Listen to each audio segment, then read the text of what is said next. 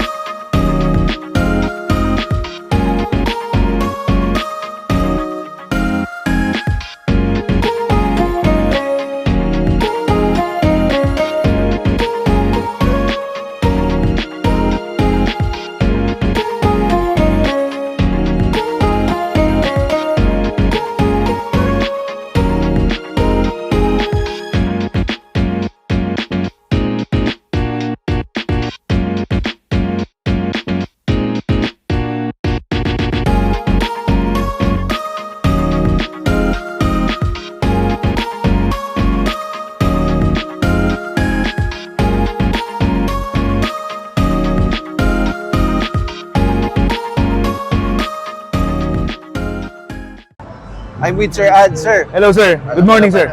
Isa ka sa mga kilala talaga pagdating dito sa off-road. Thank you. Thank you, Sir, mabilis na question lang. Ano ba yung tema natin dun sa entry natin this year sa Yun. Manila Auto Salon? Actually, pang 3 years na nandito sa Manila Auto Salon. Bali, last year is more on parang street look lang. Ngayon naman, 3 units na tayo. More on overlanding na. Mixed with pang daily, pwedeng pang camping, extreme off-road, lahat sir, kompleto. 3 unit. Ang ganda nung entry ni Sir Ads. Yes. Mamaya papakita ko sa inyo Yes.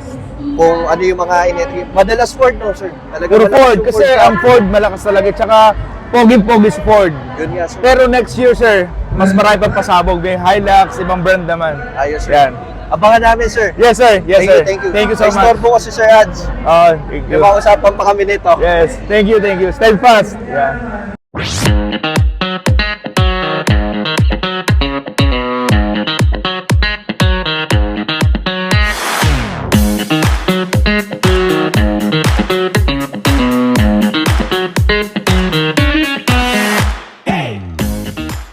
I'm with Boss Randy. Boss, iba yung support nito sa Steadfast. Ano ba? Hello, brother Idol. Jason. Inspiration ko to. Hindi, Steadfast ako. yan.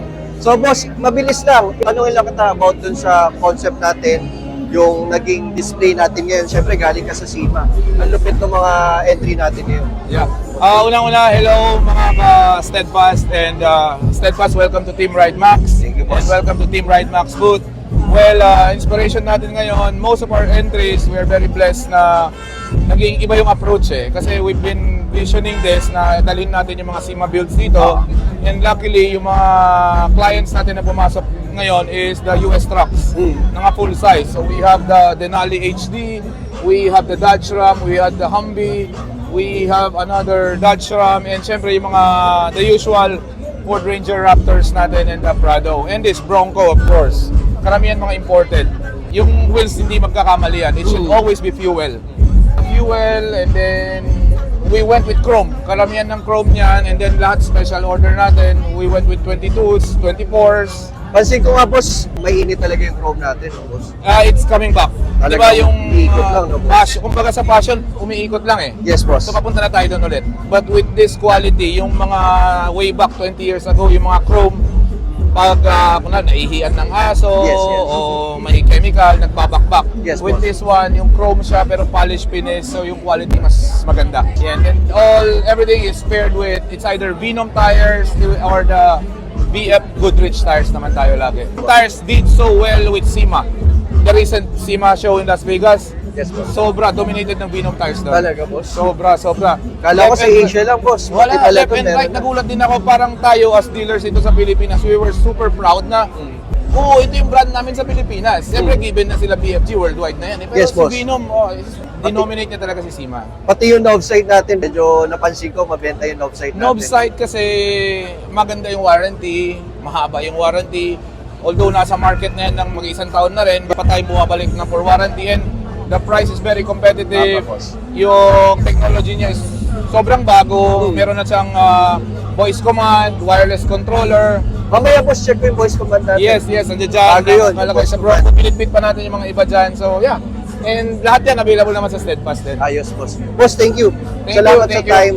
Iba talaga yung support ni Boss Randy sa akin. Anytime. Tulungan lang. Ganun Tulungan naman lang. Tulungan Oh, sa message ko dito, sagot ka agad. Yes. Boss, busy ka. Thank you, Okay thank lang, you. Okay lang. God Salamat. bless and more power. Thank you, boss. Thank you.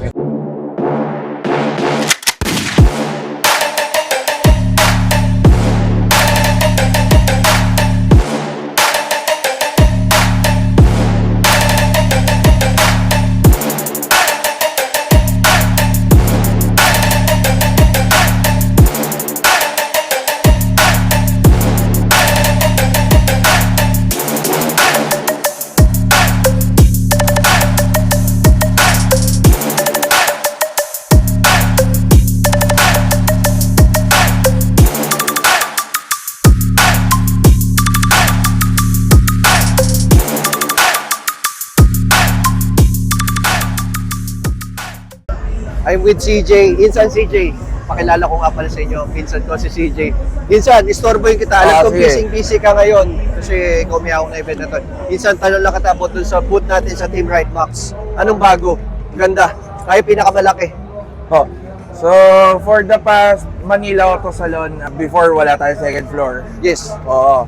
Then, Ngayon, meron meron tayong sinusunod na team yearly before na nag-highlight ng tema. Pero this year, sabi namin, bakit hindi tayo umikot o mag-revolve to be a brand-centric team this year? Tama. Kumbaga kung ano yung makikita nyo kay Team Ride Max, pagka bumisita kayo, hanggang bukas na lang no? Yes. Oo, hanggang bukas is more on kung ano ba yung brands na ino-offer namin sa inyong mga off-roaders. And also, hindi lang naman off-roaders, kuya. We also have for supercars. Tama. And So, yung Michelin doon, nakita ko ang dami. At ayun din, meron kaming dalawa na yung booth ngayon ni Team Ride Max. Yung main booth na Team Ride Max na nag-showcase ng different brands, and also we have Michelin booth. Yes. So yun, pwede rin silang bumisita. Katabi lang yan ng Team Ride Max booth, kuya. Katabi lang. So yun lang naman yung this year. Tapos yun, second floor, para sa mga VIP tulad ni Kuya.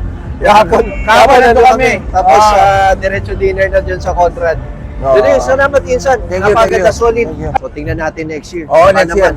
And Baka naman kasama na kami dun, I'm really hoping nakasama na si Yes, Steadfast. Ayun. Walang bias doon. Ano bias, ano bias. Ayun lang. Thank you, thank you, thank you. Ending video na tayo, guys. So, ang napansin ko sa Team Ride Max booth natin, puro Ford, puro American build, and ang napansin ko talaga is yung mga rims ng mga rigs is silver polish. So, iniikot lang naman niya, sabi nga ni Boss Randy kanina, iniikot lang naman yung design na kung ano yung sikat ngayon, sikat ng araw, bumabalik-balik lang. Pero meron din pa ilan-ilan na, like this one, T37 na black, siyempre classic yan, T37. Pero madalas is silver talaga. Then may nakita ako kanina yung fuel rail, napakaganda. Ang ganda rin ng mix, yung medyo aggressive, pero silver yung kulay niya. So ang ganda ng itsura niya. Mamaya pakita namin sa inyo pa isa-isa dun sa last montage namin yung mga nakakabit na rims dito sa display natin sa Team Ride Max. That's it. Thank you.